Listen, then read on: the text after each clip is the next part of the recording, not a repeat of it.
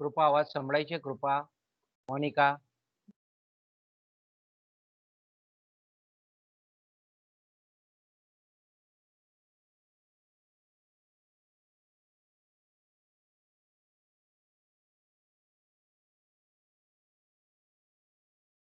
ભાઈ Mike on કરીને મને જવાબ આપો.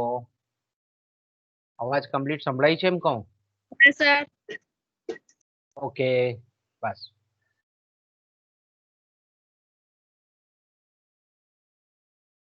તો ગયા પીરિયડમાં આપણે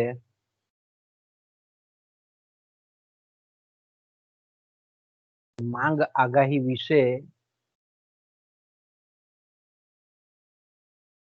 આપણું જે પેપર 15A છે, સંચાલકીય અર્થશાસ્ત્ર, તેમાં આપણે લાસ્ટ ટાઈમ ચર્ચા કરી ગયા તે પ્રમાણે કે ભાઈ આધુનિક સમયમાં જે પેઢીઓ છે, કંપનીઓ છે,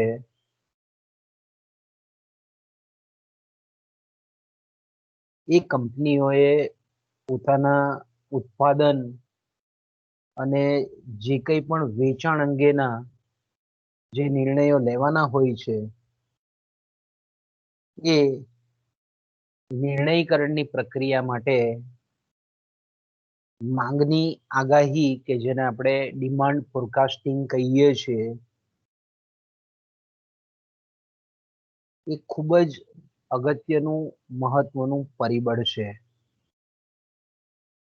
કારણ કે આપણે જાણીએ છીએ તે પ્રમાણે કે નિર્ણયકરણ અને જે ભાવિ આયોજનની પ્રક્રિયા છે, પૂર્વ આયોજનની જે પ્રક્રિયા છે,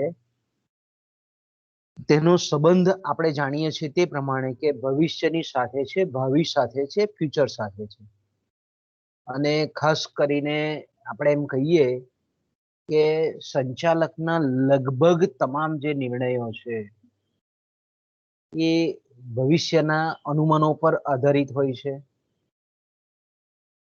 કારણ કે આપણે જાણીએ છીએ તે પ્રમાણે કે વર્તમાન જે આપણી ઉત્પાદન પદ્ધતિ છે, તે મૂડી પ્રચુર ઉત્પાદન પદ્ધતિ છે, લાંબો સમય લેનારી પ્રક્રિયા છે. એટલે આપણે એમ કહી શકીએ કે ઉત્પાદનના સાધનોને જો આજે આપણે સંયોજીએ તો અમુક સમયના અંતે આપણને ઉત્પાદન પ્રાપ્ત થાય છે. એટલે આપણે એમ કહી શકીએ કે કેટલું ઉત્પાદન કરવું, કેટલા પ્રમાણમાં ઉત્પાદન કરવું,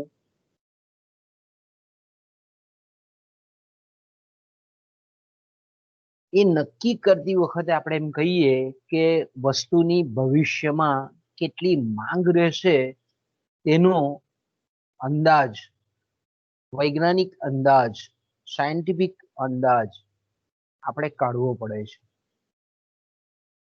એટલે આપણે એમ કહી શકીએ કે પેઢી જે વસ્તુ અથવા તો વસ્તુઓ બનાવે છે, એક વસ્તુ પણ બનાવતી હોય અને ઘણી બધી વસ્તુઓ પણ બનાવતી હોય, તો આપણે એમ કહીએ કે પેઢી પોતે જે વસ્તુ બનાવે છે, જે વસ્તુઓ બનાવે છે, પેદાશોનું ઉત્પાદન કરે છે, એનું ભવિષ્યની માંગ કેટલી રહેશે એનો વર્તમાન સમયમાં કાઢેલો જે શાસ્ત્રીય અંદાજ છે, તેને આપણે માંગ આગાહી, માંગનું પૂર્વાનુમાન, માંગનો વર્તારો કે ડિમાન્ડ ફોરકાસ્ટિંગ કહેવામાં આવે છે. એટલે આપણે એમ કહી શકીએ, ગઈકાલે આપણે એની વ્યાખ્યા પણ જોઈ ગયા. અમેરિકન માર્કેટિંગ એસોસિએશન AMA દ્વારા પબ્લિશ કે ભાઈ વેચાણ અંગે નક્કી કરવામાં આવેલા કાર્યક્રમ હેઠળ અને પેઢીના અંકુશ બહારના આર્થિક તેમજ અન્ય અનુમાનિત પરિબળોના માળખા હેઠળ ભવિષ્યના અમુક ચોક્કસ સમય દરમિયાન વેચાણનું નાણાકીય કે ભૌતિક પ્રમાણ કેટલું હશે એનો અંદાજ એટલે માંગ આગાહી, વેચાણની આગાહી. તો ગઈકાલે આપણે એ પણ જોઈ ગયા કે ભાઈ માંગ આગાહી નો ચોક્કસ અંદાજ મેળવવા માટે આપણે ખાસ કરીને બે પરિબળોને, બે પ્રકારના પરિબળોને ખૂબ ધ્યાનમાં લેવા પડે છે કે ભાઈ પેઢીની વસ્તુની માંગને અસર કરતા બાહ્ય પરિબળો કે જે પેઢીના નિયંત્રણમાં નથી, અને બીજું આપણે જોયું તે પ્રમાણે કે પેઢીએ પોતે આપણે એમ કહીએ કે જે વિચારી રાખેલી જે વ્યૂહરચના છે, તરકીબો છે, એના સંદર્ભમાં આપણે એમ કહીએ કે વસ્તુની જે માંગમાં પરિવર્તન થવાનો અવકાશ છે તેને ધ્યાનમાં રાખવું, લક્ષમાં લેવું પડે છે. તો આપણે એ પણ જોઈ ગયા ગઈકાલે કે ભાઈ માંગની આગાહી એ ખાલી ભવિષ્યનો કેવળ માત્ર અંદાજ નથી, એ અંદાજથી કંઈક વિશેષ છે. અને એમાં આપણે ગઈકાલે એ પણ ચર્ચા કરી ગયા કે કોઈ પણ પેઢી કે કંપનીનો જે આપણે એમ કહીએ કે સંચાલક હોય છે, સંચાલક મંડળ હોય છે, તે માત્ર બેઠા બેઠા ખાલી અંદાજો લગાવતા નથી હોતા, કારણ કે અંદાજો ઘણી વખત આપણે જાણીએ છીએ તે પ્રમાણે કે પૂર્વગ્રહોથી પીડિત હોય છે. એટલે આપણે એમ કહીએ કે પૂર્વગ્રહોથી મુક્ત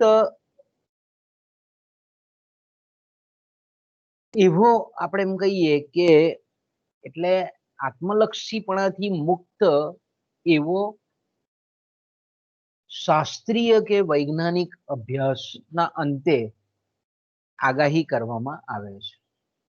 આપણે એ પણ જોઈ ગયા ગઈકાલે કે ભાઈ માંગની જે આગાહી છે એ ખાલી અટખળો, તરંગી કલ્પનાઓ કે આગાહી નથી, કારણ કે જ્યારે પણ માંગની આગાહી કરવામાં આવે છે ત્યારે વસ્તુની માંગને અસર કરતા જે કંઈ પણ એકમલક્ષી કે સમગ્રલક્ષી પરિબળો છે એનો સૂક્ષ્મતાથી અભ્યાસ કર્યા પછી જ નક્કી કરવામાં આવશે કે આગામી સમયગાળામાં કેટલી માંગ રહેશે. બીજું આપણે જાણીએ છીએ તે પ્રમાણે કે ભાઈ માંગ આગાહી ત્યારે જ ચોક્કસ બને કે જ્યારે વૈજ્ઞાનિક હોય એને માંગને અસર કરતા તમામ જે પરિબળો છે એના સંદર્ભમાં અભ્યાસના અંતે આગાહી કરવામાં આવતી હોય, આત્મલક્ષીપણાથી પૂર્વગ્રહથી મુક્ત હોવી જોઈએ, વર્તમાનમાં જે કરવામાં આવેલો અંદાજ છે તે ભવિષ્યમાં ઓછામાં ઓછો ખોટો પડે અથવા તો વધારેમાં વધારે સાચો પડવાની સંભવિતતા વધારે હોય, ત્યારે આપણે એમ કહી શકીએ કે માંગ આગાહી ચોક્કસ છે.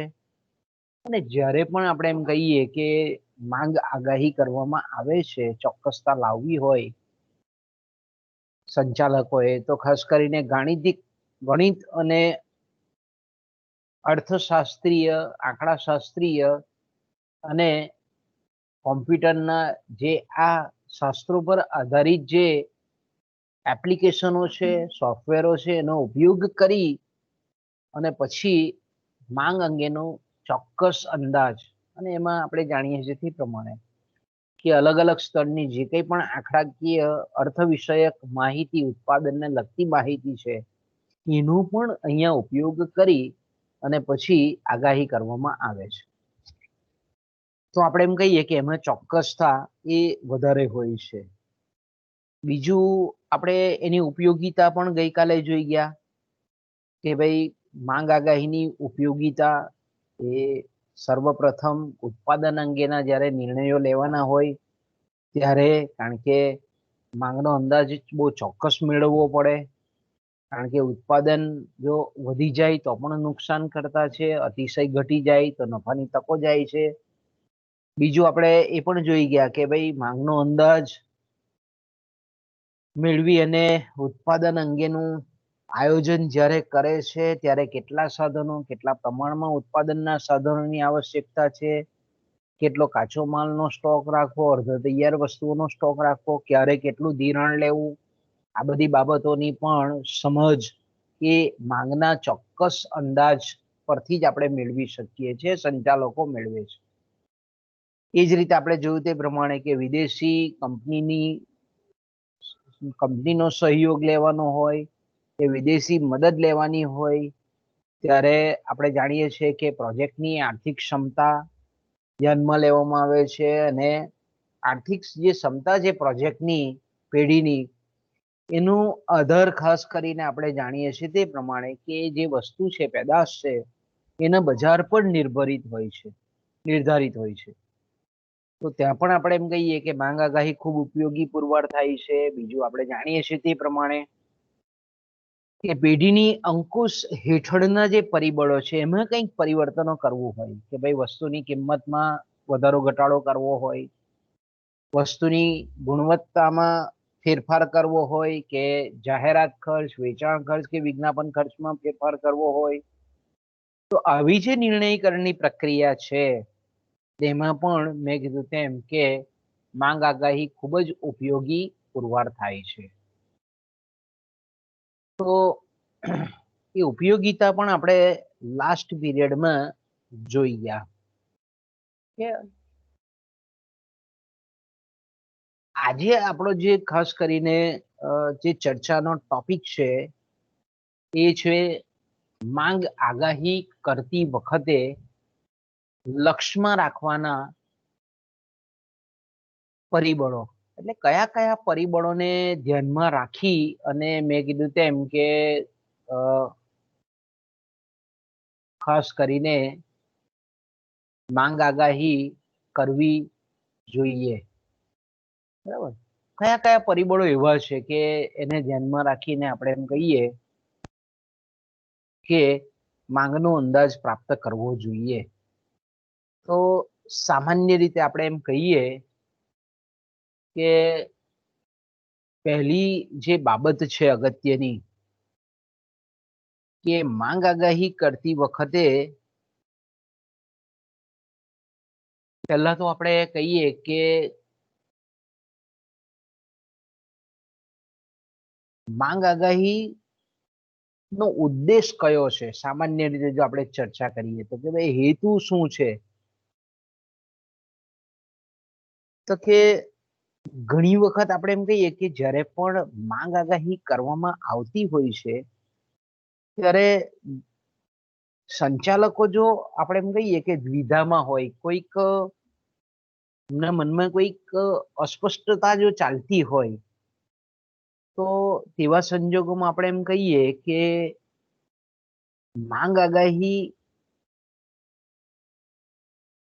કરવાનો જે ઉદ્દેશ છે અને ઉદ્દેશના અંતે જે પરિણામો પ્રાપ્ત થાય છે એ બહુ ઉપયોગી નીવડતા નથી.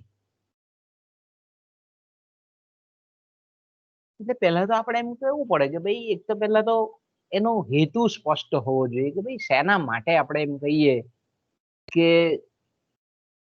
માંગ આગાહી કરવાની છે. કારણ કે આપણે જાણીએ છીએ તે પ્રમાણે કે માંગ આગાહી નો ઉદ્દેશ જે છે, એનો લક્ષ્ય છે, જે એનું હેતુ છે, એ હેતુ કઈ એક જ પાસાને અસર નથી કરતો, ઘણા બધા પેઢીના અનેક પાસાને સ્પર્શતો હોય છે.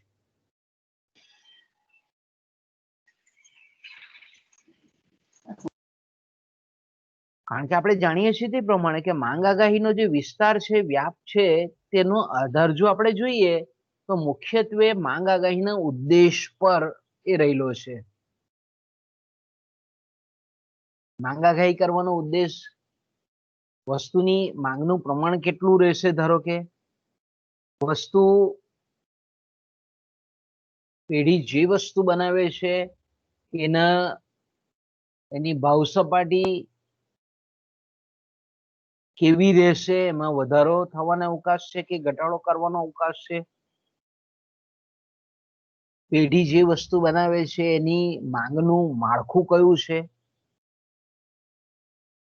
વિજ્ઞાપન ખર્ચ અને પેઢીની માંગ વચ્ચે કેવો સંબંધ જોવા મળે છે. આ બધા જ આપણે એમ કહીએ કે જ્યારે પણ માંગ આગાહી પેઢીનો સંચાલક કરતો હોય ત્યારે આપણે એમ કહીએ કે આ બધા ઉદ્દેશોને ધ્યાનમાં રાખીને એ માંગ આગાહીનો અંદાજ મેળવતો હોય.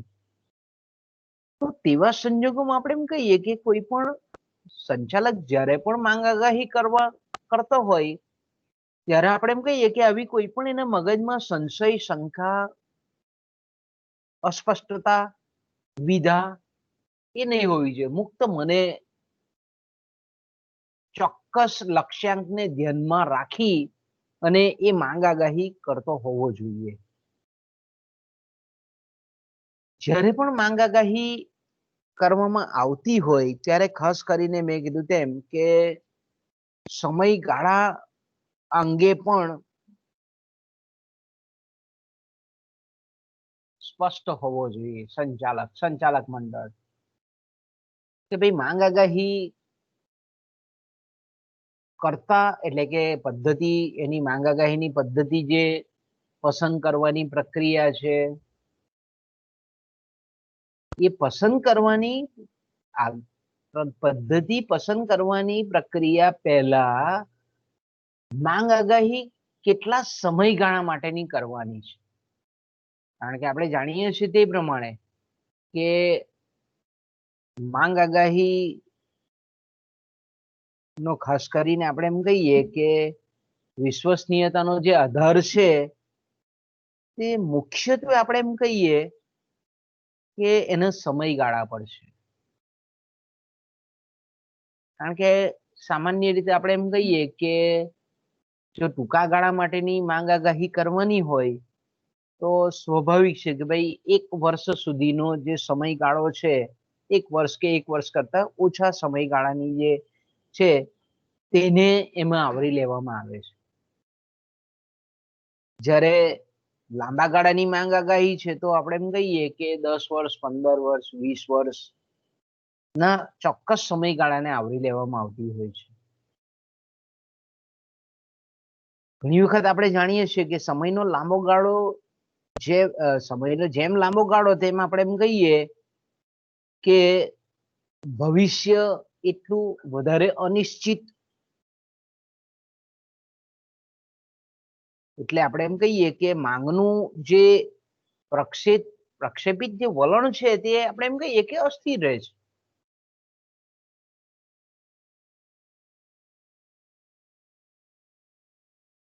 કારણ કે આપણે જાણીએ છીએ તે પ્રમાણે કે ટૂંકા ગાળાની જો સમયનો ટૂંકો ગાળા માટે જો આગાહી કરવાની હોય તો ટૂંકા ગાળાની આગાહીમાં સંચાલકો મુખ્યત્વે ઉત્પાદન અંગેની કે ખર્ચ ઘટાડા અંગેની, માલ સામાનના સંગ્રહ અંગેની, ભાવ નક્કી કરવાની અને વેચાણના સમયના ટૂંકા ગાળાના લક્ષ્યાંકોને ધ્યાનમાં રાખીને ટૂંકા ગાળાની આગાહી કરવામાં આવતી હોય છે. જ્યારે આપણે જાણીએ છીએ તે પ્રમાણે કે સમયના લાંબા ગાળામાં એમ તો મધ્યમ ગાળો પણ છે કે ભાઈ 1 થી 4 વર્ષ સુધીનો જે ગાળો છે તેને આપણે મીડિયમ ટર્મ કહીએ છીએ. જ્યારે લોંગ ટર્મની જ્યારે વાત કરતા હોઈએ ત્યારે લાંબા ગાળાની જે આગાહી છે એમાં ખાસ કરીને લાંબા ગાળાની માંગ આગાહીમાં ઉદ્યોગને અસર કરતા જે કંઈ પણ ઇકોનોમિક એન્ડ સોશિયલ ફેક્ટર્સ છે, આર્થિક, સામાજિક, માનસિક પરિબળો, મનોવૈજ્ઞાનિક પરિબળો છે, રાજકીય પરિબળો છે,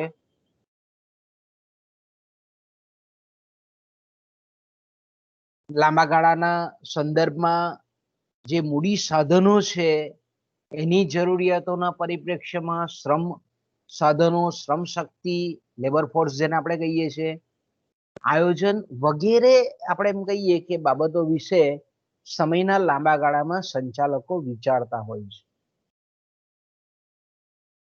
એટલે ખાસ કરીને આપણે એમ કહીએ કે સંચાલકો જ્યારે પણ માંગ આગાહી કરવા માંગતા હોઈએ ત્યારે સમયગાળા અંગેની સ્પષ્ટતા હોવી જોઈએ. કારણ કે ટૂંકા ગાળાની માંગ આગાહી ના ધ્યેયો જુદા છે, લાંબા ગાળાની માંગ આગાહીના ધ્યેયો જુદા છે. બીજું આપણે જાણીએ છીએ તે પ્રમાણે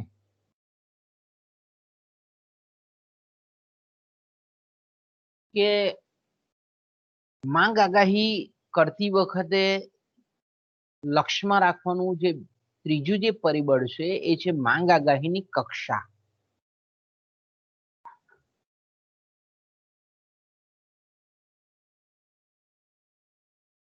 કે માંગ આગાહી સામાન્ય રીતે આપણે એમ કહીએ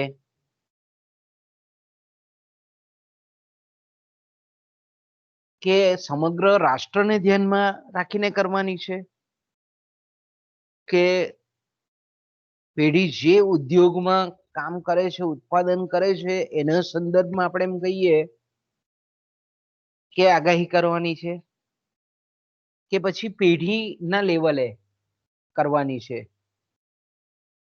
એટલે આપણે એમ કહી શકીએ કે માંગ આગાહી કઈ કક્ષાએ કરવાની છે એ પણ સંચાલકોએ જાણી લેવું પડે. કારણ કે જ્યારે સમગ્ર અર્થતંત્રની દ્રષ્ટિએ આપણે એમ કહીએ કે માંગ આગાહી કરવાની હોય, ખાસ કરીને જે મોટી કંપનીઓ છે, ટાટા કંપની છે, રિલાયન્સ છે, વોલ્ટાસ છે, હિન્દુસ્તાન લીવર લિમિટેડ છે, ગોદરેજ છે, ગ્લેક્સોસ્મિથલાઇન છે, બિરલા ગ્રુપ છે, આ બધી જે કંપનીઓ છે, મોટી મોટી જાયન્ટ જેને આપણે કંપનીઓ કહીએ છીએ, એ કંપનીઓ મોટે ભાગે આપણે એમ કહીએ કે જ્યારે માંગનો અંદાજ કોઈ એક વસ્તુ અથવા તો ઘણી બધી વસ્તુઓના સંદર્ભમાં સમગ્ર અર્થતંત્ર અને ઇવન આપણે એમ કહીએ કે ઘણી વખત તો ગ્લોબલ માર્કેટને ધ્યાનમાં રાખીને પણ એ લોકો, જેને આપણે એમ કહીએ ને કે બ્રોડલી વૈશ્વિક કક્ષાએ માંગનો અંદાજ મૂકતી હોય છે. કે ધારો કે માઇક્રોસોફ્ટ કંપની છે, બરાબર છે, એ વિન્ડો સિસ્ટમ પ્રોવાઈડ કરે છે. તો માઇક્રોસોફ્ટ જ્યારે પોતાની પ્રોડક્ટ લોન્ચ કરતી હોય ત્યારે એની જે માંગ આગાહીની કક્ષા છે તે આખું વર્લ્ડ છે, વિશ્વના તમામ દેશોના ગ્રાહકો એના ગ્રાહકો છે. સેમસંગ કંપની છે ધારો કે, તો સેમસંગ પણ આપણે જોઈએ છીએ તે પ્રમાણે કે કેવી કંપનીઓ છે કે એની આપણા દેશની કોઈ ધારો કે વાત કરતા હોઈએ અને એવા જ્યારે નિયોજકો જ્યારે માંગનો અંદાજ નક્કી કરતા હોય ત્યારે આપણે એમ કહી શકીએ કે એ લોકો સમગ્ર લક્ષી કક્ષા, એટલે ઘણી વખત મેં કીધું તેમ કે ભાઈ અર્થતંત્ર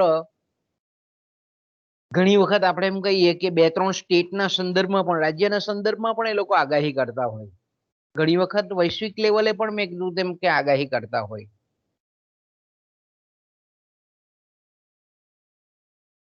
તો ખાસ કરીને માંગ આગાહી કરતી વખતે કઈ કક્ષાની કરવાની છે એ પણ સંચાલકોએ જાણી લેવું જોઈએ. કારણ કે જ્યારે પણ સમગ્ર અર્થતંત્રની દ્રષ્ટિએ કે સમગ્ર લક્ષી કક્ષાએ જ્યારે માંગ આગાહી કરવામાં આવતી હોય ત્યારે સમગ્ર અર્થતંત્રની દ્રષ્ટિએ ઉદ્યોગ ધંધાનું ઔદ્યોગિક વાતાવરણ કેવું રહેશે એ અંગે સામાન્ય અંદાજને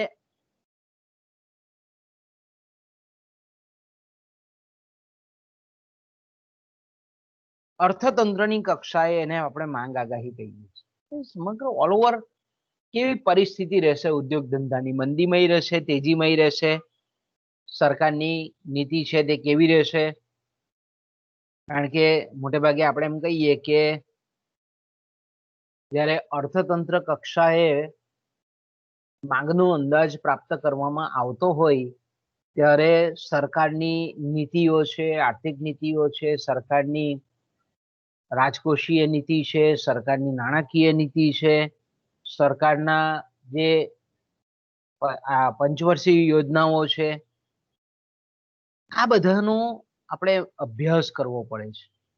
અને પછી આપણે જાણીએ છીએ તે પ્રમાણે કે અર્થતંત્રની કુલ રાષ્ટ્રીય આવક કેટલી છે, એમાં કેટલો વધારે થવાના અવકાશ છે, અર્થતંત્રનું કુલ ઔદ્યોગિક ઉત્પાદન કેટલું છે, ઉદ્યોગોનું ઉત્પાદન કેટલું છે, લોકોનો વાપરી શકાય એવો ખર્ચ કેટલો છે, ખર્ચવાપાત્ર આવક કેટલી છે, માથાદીઠ આવકનું પ્રમાણ કેટલું છે, સામાન્ય ભાવ સપાટી જેને આપણે કહીએ છીએ, છૂટક અને જથ્થાબંધ ભાવોની સપાટી કેવી રહેશે, સરકાર અર્થતંત્રમાં કુલ રોજગારી અને સરકારનું કુલ ખર્ચ કેટલું રહેશે, આ બધાનો અંદાજ પ્રાપ્ત કરવો પડે છે, આ બધાની આગાહી કરવી પડે છે.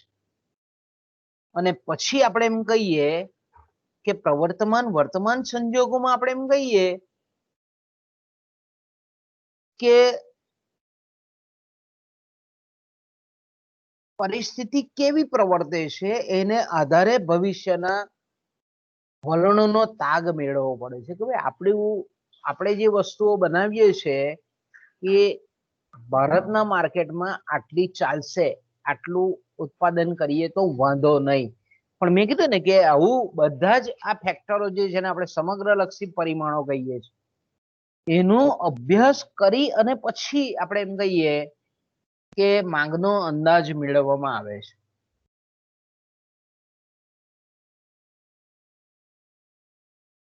મેં કીધું ને કે મોટાભાગે મોટી જે કંપનીઓ છે, બહુરાષ્ટ્રીય કંપનીઓ છે, એ લોકો ખાસ કરીને આવો અંદાજો મેળવતી હોય છે. બીજું આપણે જાણીએ છીએ તે પ્રમાણે કે માંગ આગાહીની જે બીજી કક્ષા છે જે તે ઉદ્યોગ કક્ષાએ. ઉદ્યોગ એટલે આપણે જાણીએ છીએ તે પ્રમાણે કે લગભગ સમાન ગુણી અથવા તો એકબીજાની નજીકની અવેજી વસ્તુઓનું ઉત્પાદન કરતી પેઢીઓનો સમૂહ, તેને આપણે ઉદ્યોગ કહીએ છીએ. તો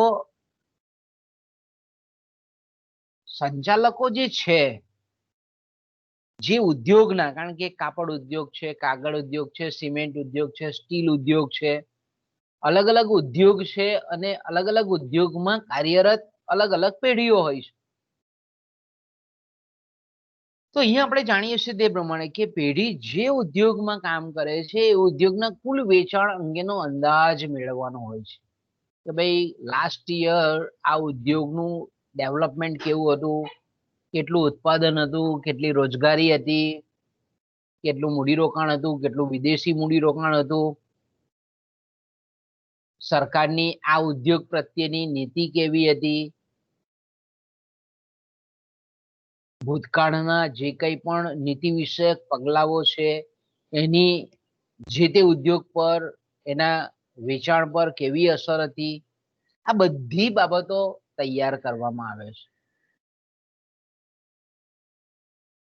અને એક ટેન્ટેટિવલી આપણે એમ કહીએ ને કે ઉદ્યોગનું કુલ વેચાણ આગામી સમયગાળામાં કેવું હશે એ અહીંયા પ્રાપ્ત કરવાની કોશિશ કરવામાં આવે છે. છેલ્લા 10, 15, 20 વર્ષના સમયગાળામાં ઉદ્યોગની વૃદ્ધિનો ટ્રેન્ડ કેવો છે, એનું વલણ કેવું રહેલું છે, ભૂતકાળમાં છેલ્લા કેટલાક વર્ષથી ઉત્પાદન, વેચાણ, નિકાસ કેટલી છે, એ બાબતોનો પણ અહીંયા તાગ મેળવવામાં આવે છે. અને પછી આપણે એમ કહીએ કે ભવિષ્યમાં કેવા પ્રવાહો આ ઉદ્યોગ સંબંધી રહેશે એનું અહીંયા ચિતાર મેળવવામાં આવે છે. ત્રીજી જે કક્ષા છે તે આપણે જાણીએ છીએ તે પ્રમાણે કે માંગ આગાહી કરતી વખતે પેઢી કક્ષાએ જો માંગ આગાહી કરવાની હોય તો આપણે પહેલા જોયું તે પ્રમાણે કે સમગ્ર દેશમાં આર્થિક પ્રવાહોની આગાહી કરવામાં આવે, પછી સમગ્ર ઉદ્યોગના વેચાણનો અંદાજ મેળવવામાં આવે અને પછી આપણે જોઈએ છે સમગ્ર ઉદ્યોગના વેચાણનો અંદાજ મેળવીને આગામી વર્ષ કે સમયગાળા દરમિયાન, આગામી ચોક્કસ સમયગાળા દરમિયાન 1 વર્ષ, 2 વર્ષ કંપનીનો પોતાનો કેટલો ફાળો રહેશે કુલ વેચાણમાં, બજાર હિસ્સો કેટલો રહેશે, એનો અહીંયા અંદાજ મેળવવામાં આવે છે કે બજાર હિસ્સો કેટલો રહેશે, માર્કેટમાં હરીફાઈ કેટલી રહેશે, અન્ય પેઢીઓ કેટલું ઉત્પાદન કરે છે, કેવું ઉત્પાદન કરે છે, હરીફાઈની તીવ્રતા કેટલી રહેશે, અલગ અલગ પેઢીની ઉત્પાદન ક્ષમતાઓ કેટલી હશે, ઉત્પાદન શક્તિમાં વિસ્તાર થશે કે નહીં,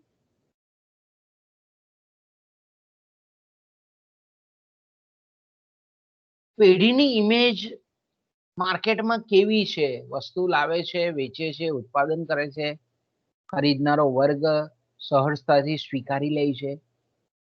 તો આવા સંજોગોમાં આપણે એમ કહીએ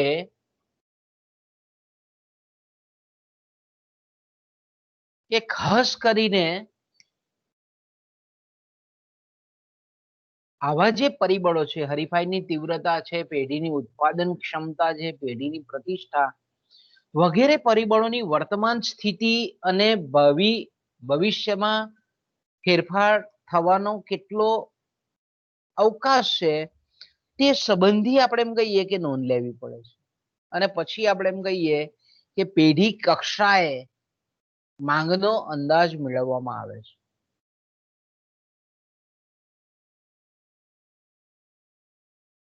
કારણ કે અહીંયા જાણીએ છીએ તે પ્રમાણે કે પેઢી કક્ષાએ જ્યારે માંગ આગાહી કરવામાં આવે છે ત્યારે કોઈક એક પેઢીના પરિપ્રેક્ષ્યમાં આપણે એમ કહીએ કે સામાન્ય રીતે એના ઉત્પાદન વેચાણ સંબંધી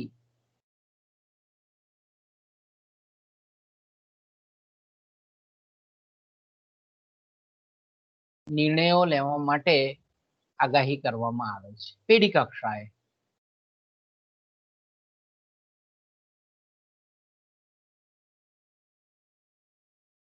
ઓકે, તો સામાન્ય રીતે આપણે એમ કહી શકીએ કે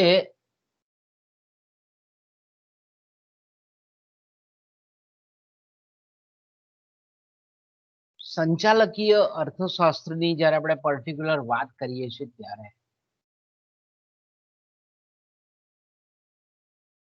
સંચાલકીય અર્થશાસ્ત્રના અભ્યાસમાં પેઢીના લેવલની જે માંગ આગાહી છે તેનો અભ્યાસ સૌથી વધારે મહત્વનો છે. કે ભાઈ એક આર્થિક એકમ નફો કરવાના હેતુથી સ્થપાયેલું છે એના લેવલની જે આગાહી છે એનો અહીંયા ખાસ કરીને અભ્યાસ કરવામાં આવે છે.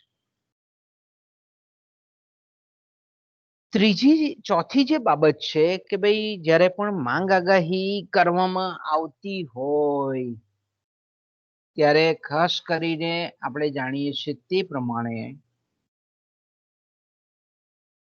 કે માંગ આગાહીનો પ્રકાર કયો છે.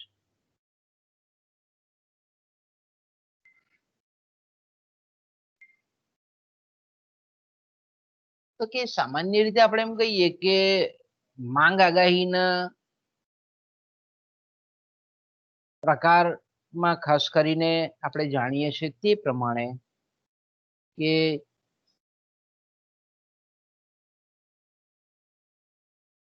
પહેલું જે ખાસ કરીને આપણે એમ કહીએ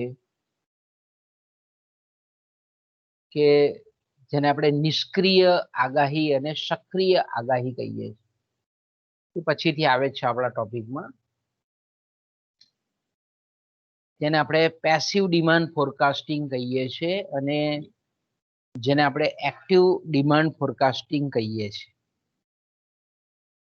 માંગ આગાહીનો પ્રકાર આપણે ઉપર જે ચર્ચા કરી ગયા તે પણ આવે છે. ઉદ્યોગ કક્ષાએ, સમગ્ર લક્ષી કક્ષાએ, પેઢી કક્ષાએ માંગ આગાહી, ટૂંકા ગાળાની માંગ આગાહી, લાંબા ગાળાની માંગ આગાહી. માંગ આગાહીનો પ્રકાર પણ અહીંયા આપણે જરાક અલગ એંગલથી એને જોઈએ છે કે સામાન્ય રીતે આપણે એમ કહીએ કે જનરલી માંગ આગાહી એ માંગને જ્યારે એક સામાન્ય ખ્યાલ જનરલ કોન્સેપ્ટ તરીકે સ્વીકારીને તૈયાર કરવાની હોય અથવા તો આપણે એમ કહીએ કે કોઈ એક ચોક્કસ વસ્તુની માંગ માટે આગાહી કરવાની છે તે સ્પષ્ટ થવું જોઈએ. કારણ કે આપણે જાણીએ છીએ કે જ્યારે સંચાલકો માંગનો અંદાજ બાંધતા હોય ત્યારે પર્ટિક્યુલરલી બે પરિમાણથી એ લોકો માંગનો અંદાજ બાંધતા હોય. સામાન્ય રીતે એ લોકો એવું વિચાર કરતું હોય કે કેવું બજારમાં આર્થિક પ્રવૃત્તિનું ઊંચું રહેશે કે નીચે રહેશે, એટલે કે અર્થતંત્રમાં તેજી રહેશે કે ઓલ ઓવર માર્કેટમાં બજારમાં માંગનું પ્રમાણ વધશે દરેક વસ્તુનું.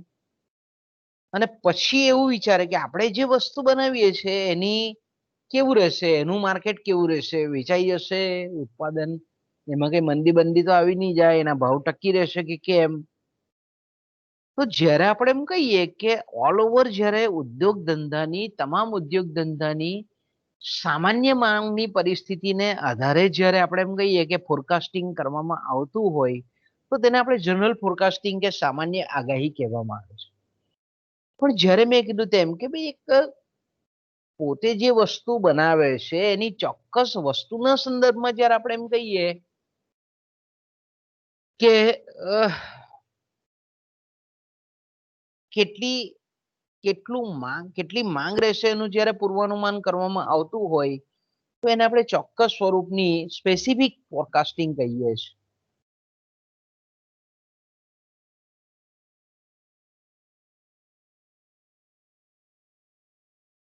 ઓકે, ચોથી જે બાબત છે તે આપણે આગળ થોડીક ચર્ચા કરી ગયા છે કે માંગ આગાહી કરતી વખતે માંગ આગાહીનો ઉદ્દેશ શું છે, હેતુઓ શું છે, એના લક્ષ્યાંકો કયા છે, શું લક્ષ્યથી આપણે કહીએ કે સંચાલક માંગ આગાહી કરવા માંગે છે.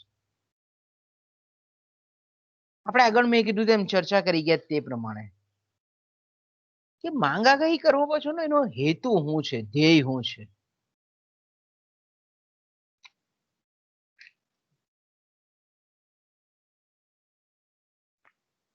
કે કારણ કે માંગ આગાહીના હેતુઓ ઘણા બધા હેતુઓ છે અને ઘણા બધા હેતુઓ માટે ઘણી વખત આપણે એમ કહીએ કે એક કરતા વધારે ઉદ્દેશ પણ હોય છે. કારણ કે માંગ આગાહીનો ઉદ્દેશ મેં કીધું તેમ કે ભાઈ માંગના એક જ પાસાને સ્પર્શતો નથી, ઘણા બધા પાસાઓને એ સ્પર્શતો હોય છે. તો અહીંયા આપણે એમ કહીએ કે જ્યારે પણ માંગ આગાહી કરવામાં આવે છે તો ઘણા બધા હેતુઓ પૈકી કયા હેતુ પર વધારે ભાર મૂકવામાં આવે છે.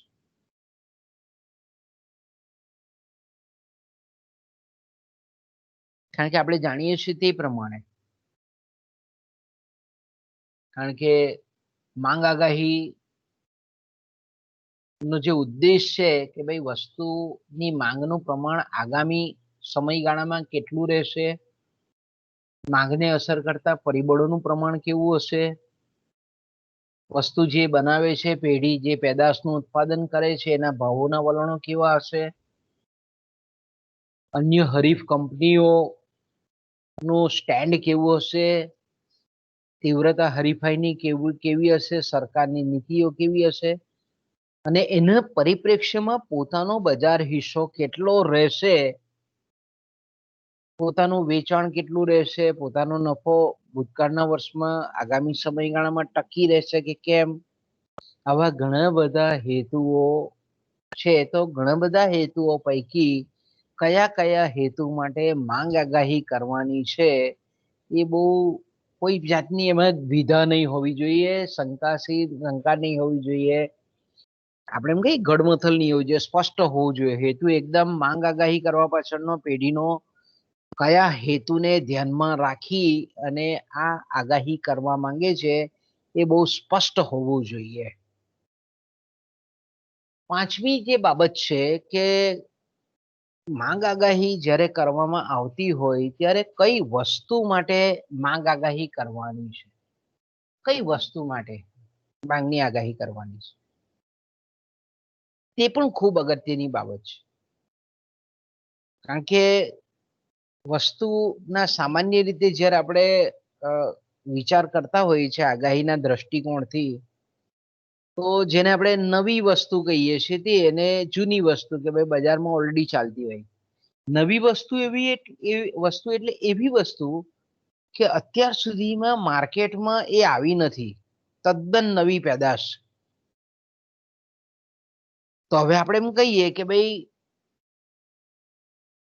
પેઢી જે વસ્તુ બનાવીને મૂકવા માંગે છે તે તદ્દન નવી છે, કે દાખલા તરીકે ફાર્માસ્યુટિકલ કંપની છે એ અત્યારે દાખલા તરીકે કોરોનાની દવા મૂકવા માંગે છે, ઇન્જેક્શન વેક્સિન મૂકવા માંગે છે, તો અહીંયા જોવાનું છે ને કે ભાઈ આ વસ્તુ કેવી છે, તદ્દન નવી છે, એકદમ નવી છે, અત્યાર સુધીમાં કોઈ પેઢીએ આ બજારમાં મૂકી નથી.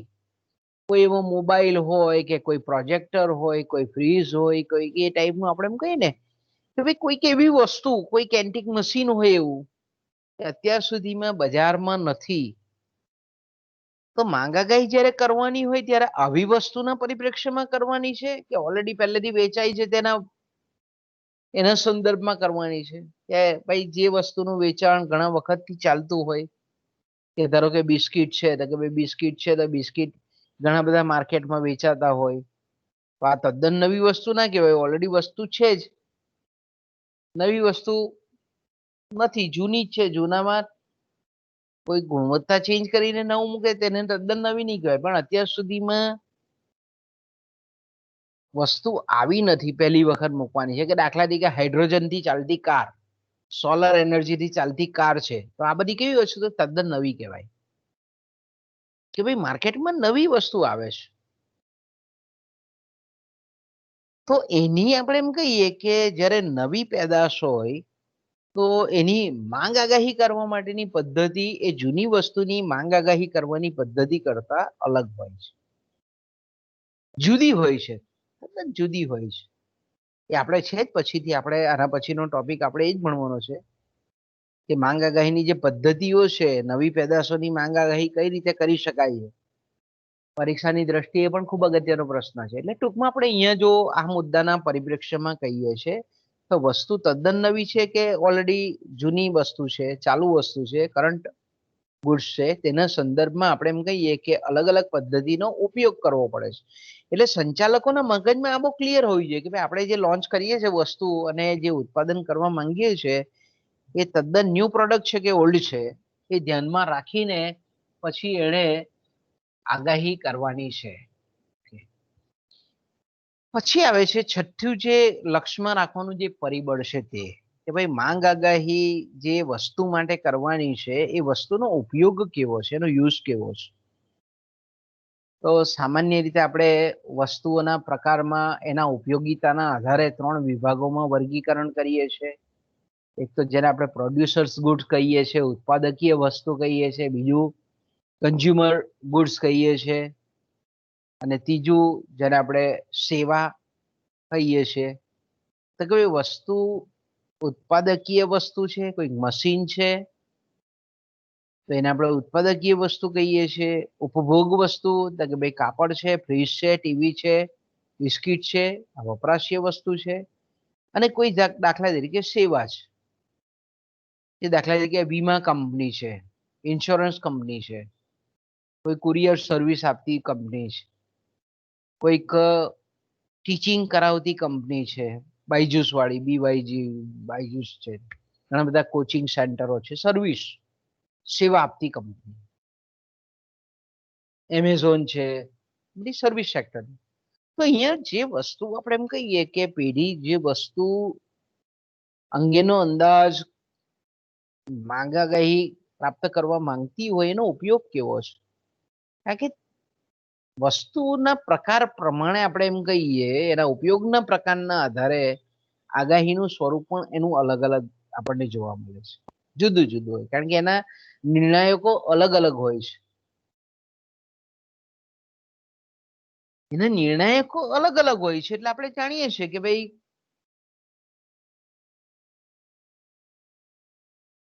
વસ્તુની જ્યારે પણ જે પ્રકારની વસ્તુ છે એ પ્રમાણે માંગની આગાહી અલગ અલગ અંદાજોથી એને પ્રાપ્ત કરવી.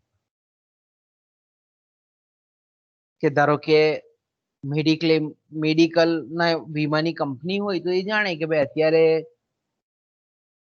આ રોગચાળાની પરિસ્થિતિ છે એટલે લોકો વધારેમાં વધારે સ્વાસ્થ્ય અંગેના વીમા ઉતારે.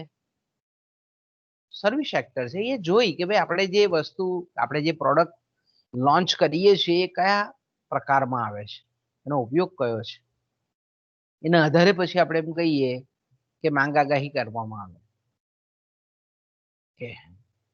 પછી આવે છે જ્યારે પણ માંગ આગાહી કોઈ પણ સંચાલક કે સંચાલક મંડળ દ્વારા કરવામાં આવતી હોય પેઢીના માલિક દ્વારા, ત્યારે આપણે એમ કહી શકીએ કે એ જે વસ્તુ બનાવે છે એ વસ્તુનું જે એમાં કેટલા ઉત્પાદકો છે, હરીફાઈનું પ્રમાણ કેટલું છે, બજાર કયા પ્રકારનું છે, પૂર્ણ હરીફાઈ વાળું છે, ઇજારાયુક્ત હરીફાઈ વાળું છે, અલ્પ હસ્તક ઇજારા વાળું છે, દ્વિહસ્તક ઇજારા વાળું છે કે ઇજારા વાળું બજાર છે.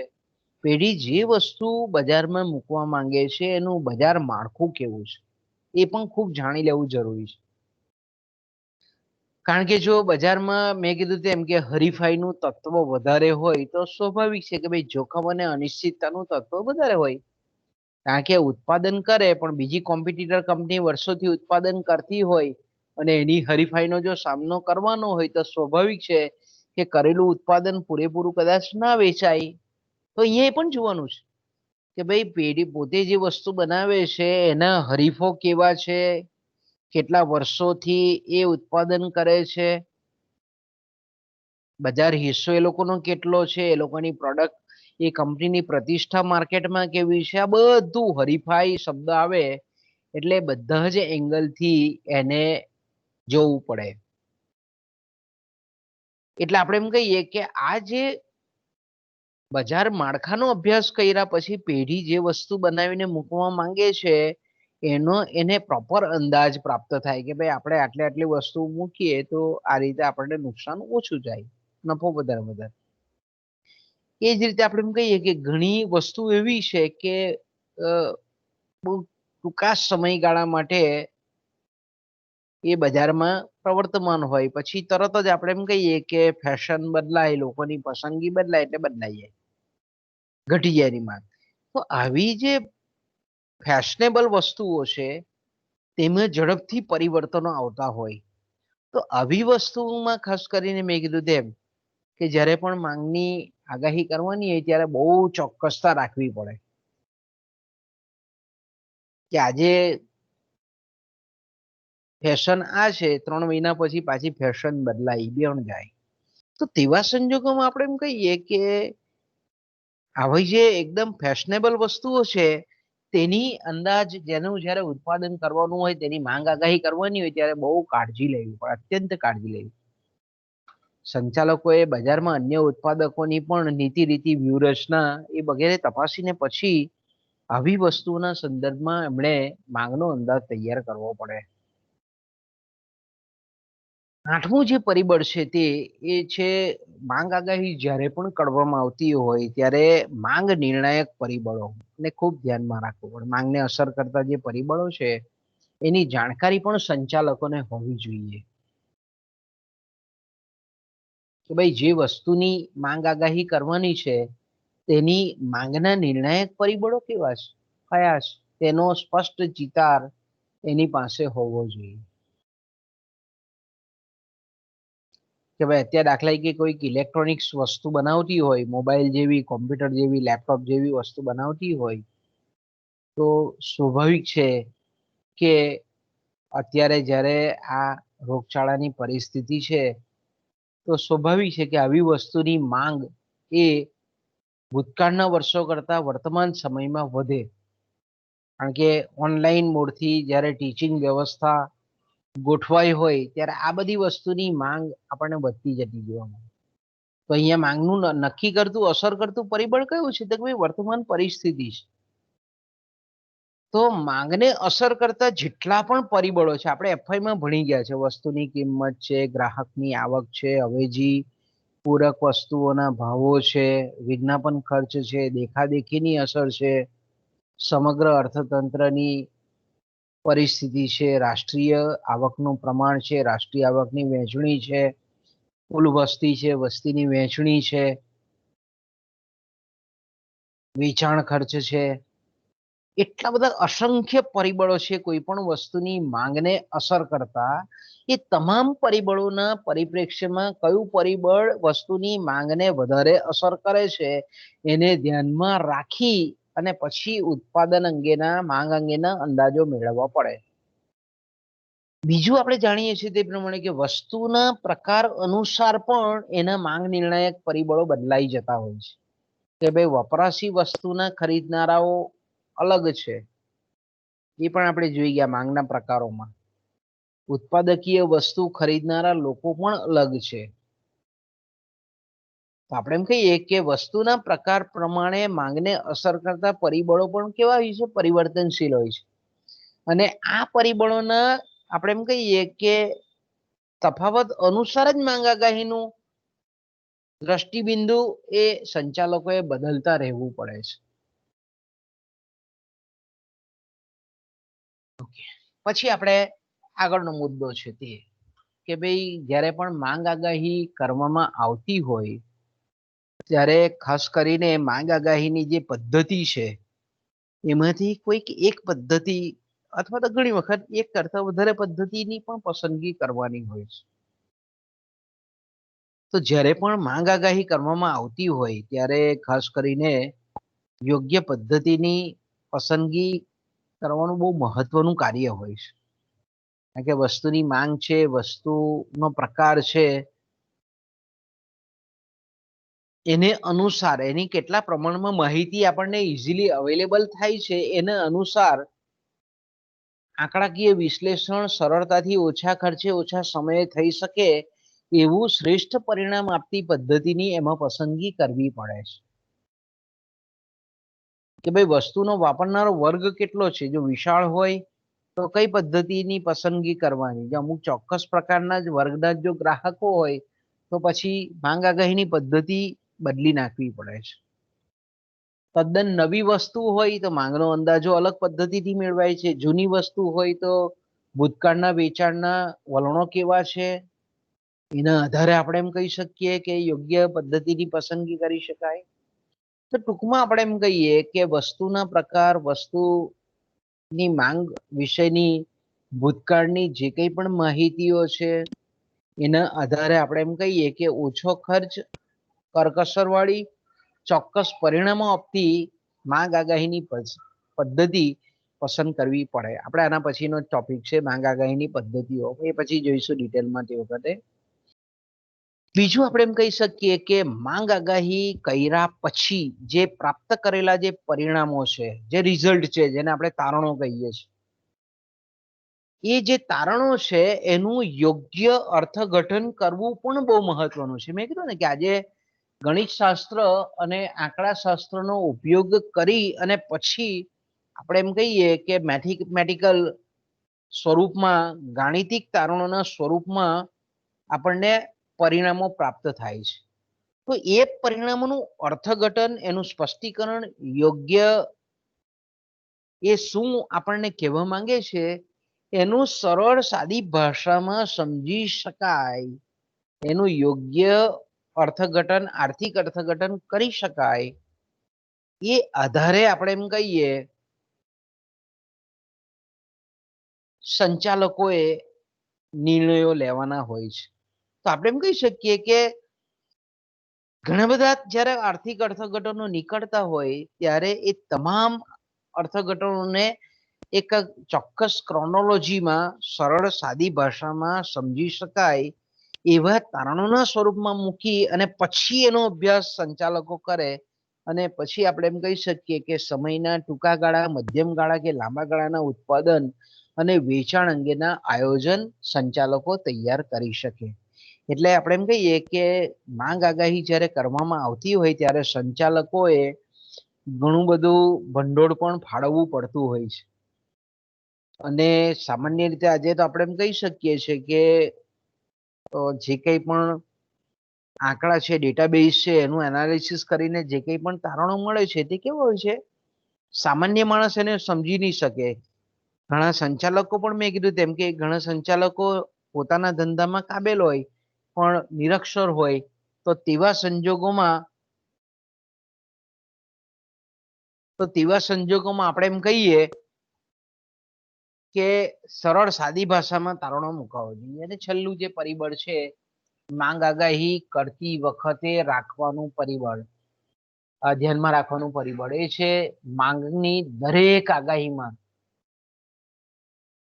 જે તે વસ્તુ છે કે પેદાશ છે અને બજારની સાથે સંકળાયેલા જે કંઈ પણ વિશિષ્ટ પરિબળો છે, આ વિશિષ્ટ પરિબળોને પણ ધ્યાનમાં રાખવા જોઈએ. મેં કીધું તેમ કે બજારમાં હરીફાઈ કયા પ્રકારની છે, બજારમાં જો ઓચિંતાની અનિશ્ચિતતા આવે તો એને લીધે જે કંઈ પણ સમસ્યાઓ ઉદ્ભવે તો તેવા સંજોગોમાં સ્વાભાવિક છે કે ભાઈ આગાહીમાં ભૂલ થવાની શક્યતા રહેલી છે.